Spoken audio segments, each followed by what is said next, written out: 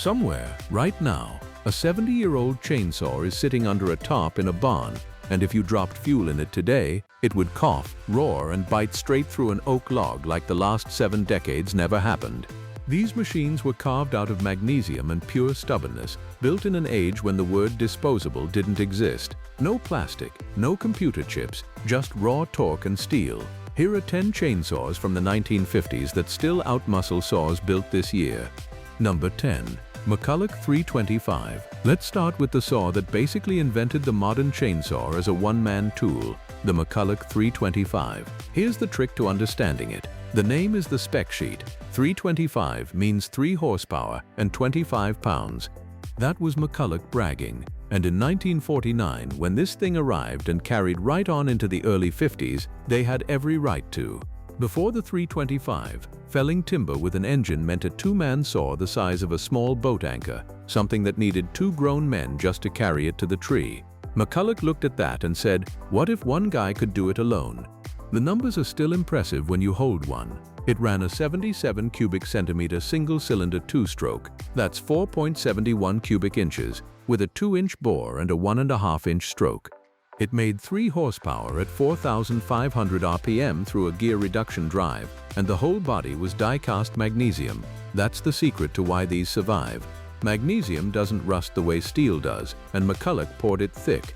You could bury one of these in a field for 40 years, dig it up, clean the points, rebuild the carburetor, and it would fire.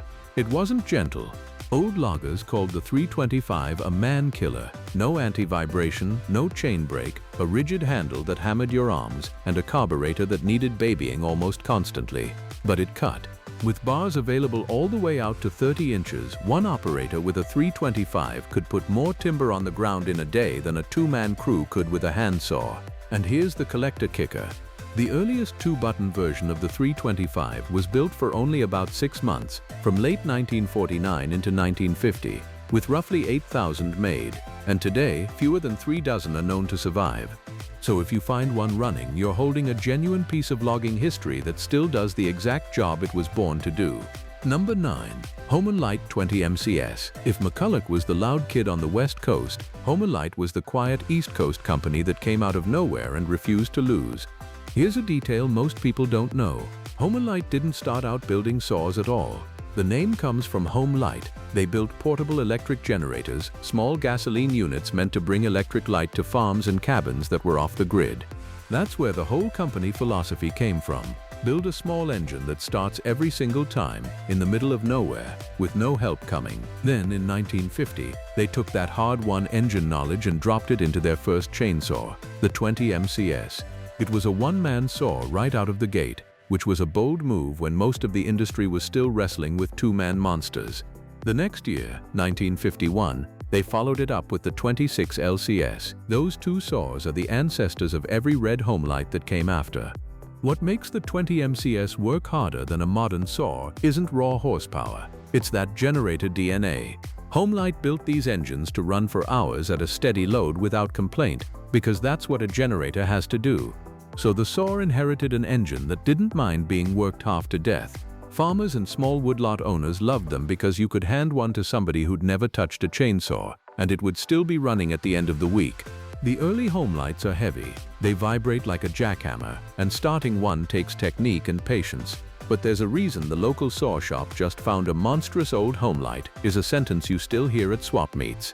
These things simply do not die, and there's a whole army of collectors who keep them cutting firewood for fun, 70 years on. Number 8. Stihl BL. Now we cross the Atlantic to Germany, and to the company that arguably started this entire industry. Andreas Stihl was building chainsaws before almost anyone. He patented an electric chainsaw back in 1926, a 2-man beast that weighed around 64 kilograms. But the saw that matters for our list is the Stihl BL, produced from 1950 all the way through 1959. The BL was Stihl's first single-person, petrol-powered chainsaw designed for both cutting and felling, and that phrasing matters. Some early one-man saws were really only good for bucking, cutting logs that were already on the ground. The BL was built to walk up to a standing tree, drop it, and then cut it into lengths, all with one operator. That flexibility is exactly what forestry crews had been begging for. It was gear-driven, which meant it traded some top-end speed for low-end grunt, and grunt is what you want when you're burying a bar in a wet hardwood on a cold morning. German engineering of this era was almost paranoid about durability. Everything was overbuilt, machined to tight tolerances, and designed to be rebuilt rather than thrown away. Bearings, seals, the ignition, all serviceable, all replaceable.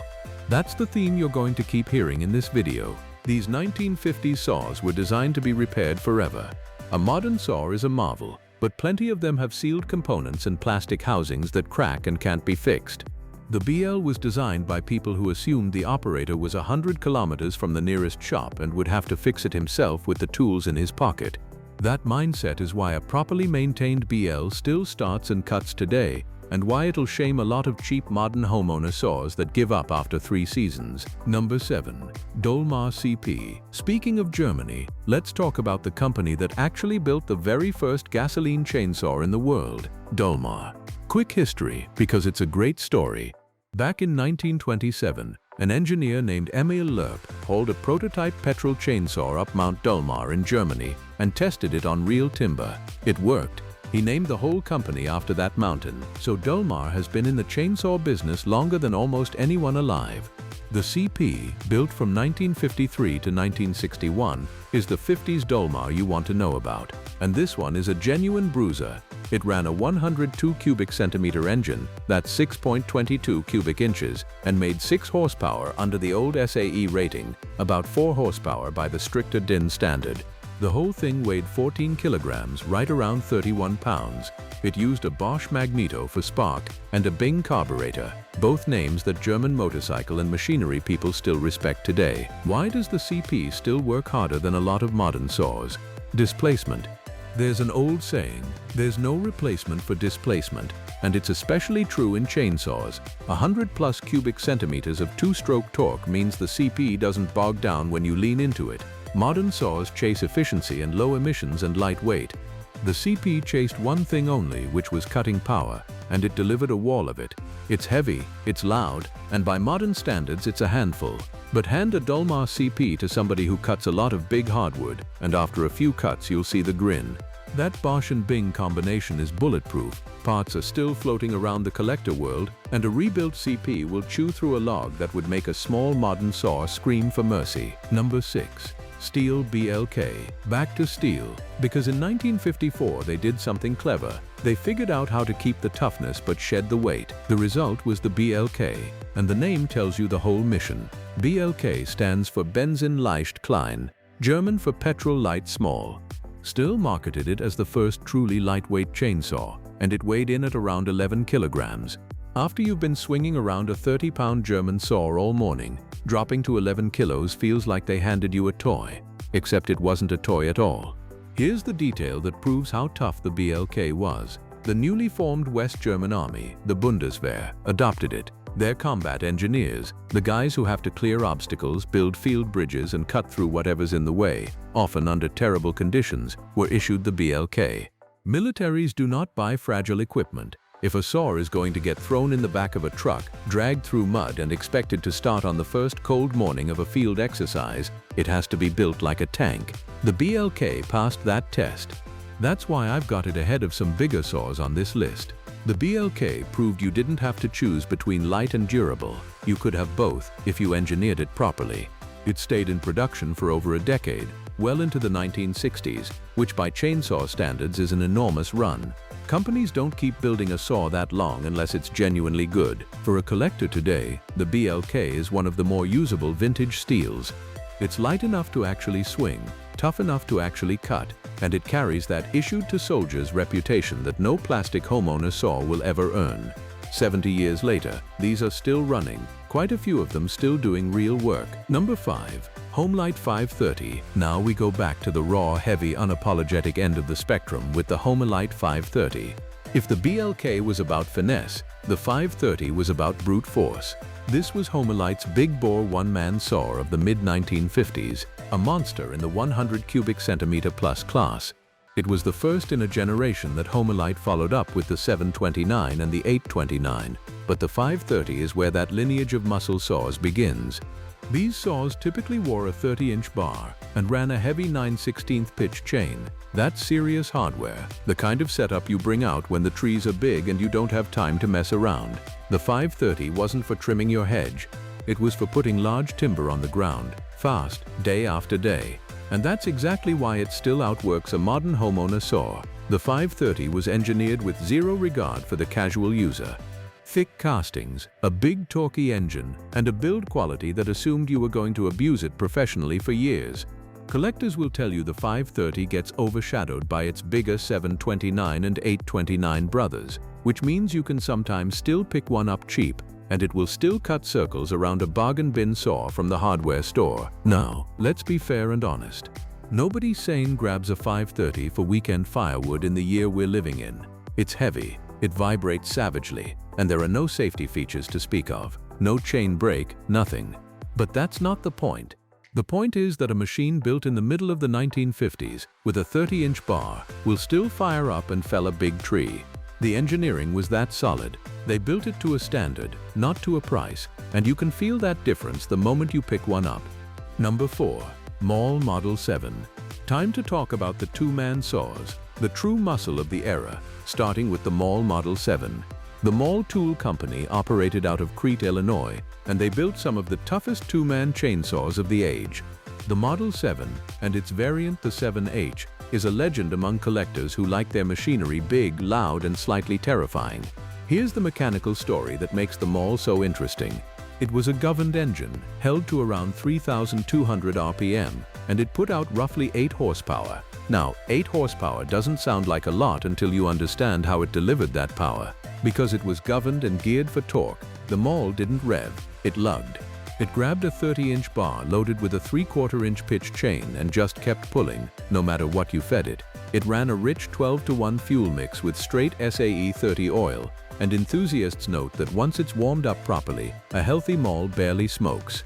There's a fantastic detail buried in the history of this company. The Maul Tool Company's chainsaw operation eventually became Remington Chainsaw in the mid-1950s, yes, the same Remington name, and later rolled into Deza Industries. So the Maul is a direct ancestor of saws that a lot of people's grandfathers owned. Why does a two-man Maul still work harder than a modern saw?